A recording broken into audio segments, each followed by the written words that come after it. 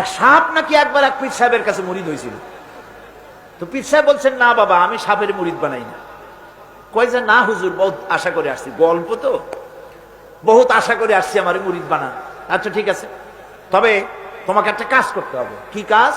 জিকির আজগার এভাবে করবা, কিন্তু কাউরে দংশন করতে পারবে না। হুজুর মেনে নিলাম। সে করছে কি, ময়দানের ভিতরে বিয়া কাইত হয়ে ধানুয়া জমিন, ধানের জমিন, প্যাডি লাইন, সেখানে কাত হয়ে পড়ে জিকির আজগার করতেছে। রাখাল ধান কাটছে, সন্ধ্যার পর এই ধানগুলি বান্ধে নেবে কি দিয়া দড়ি নেই, খুঁজতে খুঁজতে দেখে লম্বা একটা দড়ি। ওইটা যে সাপ সে তো বুঝে না, সে ওইটারে ধরিয়া এরপরে ধানের আটি বাঁধতেছে। সাপে তো খুব মহারা, সাপ তোর যেই সেই সাপ না, মারাত্মক সাপ। সাপ বলতেছে, আরে বাবা, তুই আমারে দড়ি মনে করলি, আমি তোর কেমন দড়ি, মুরিদ না হইলে টার কয়ে দিতাম। বান্দার কারণে সাপের ঘাড়ে মুচকে গেছে, ঘাড়ে খুব ব্যথা লাগছে।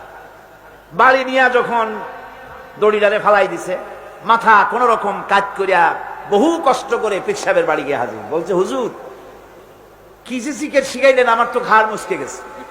আশ্চর্য কথা, জিকির আজগারে মানুষের মানে কারো ঘাড় তো মস্কাবার কথা না, তোমার ঘাড় মস্কাইল কেন? পুরা ঘটনা সে শুনাইল। আচ্ছা, তা তুমি কিছু করলা না? কয়, হুজুর, আপনি তো নিষেধ করেছেন দংশন করতে।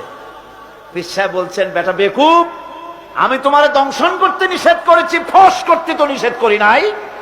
যখন তোমারে দড়ি মনে করিয়া হাত গায়ে হাত দিছিল, শুধু ফস করে উঠতে 3 লাখ দিয়া বর্ডার পার হয়ে দিল্লি চলে যেত।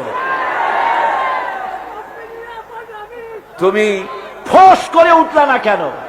সুতরাং ধৈর্যের অর্থ এটা নয় যে আপনারে পাড়াইতে থাকবে, থাপড়াইতে থাকবে, আর আপনি কবেন যে আল্লাহ আমি ধৈর্য ধরতেছি, ইন্নাল্লাহা মা'আস সাবিরিন।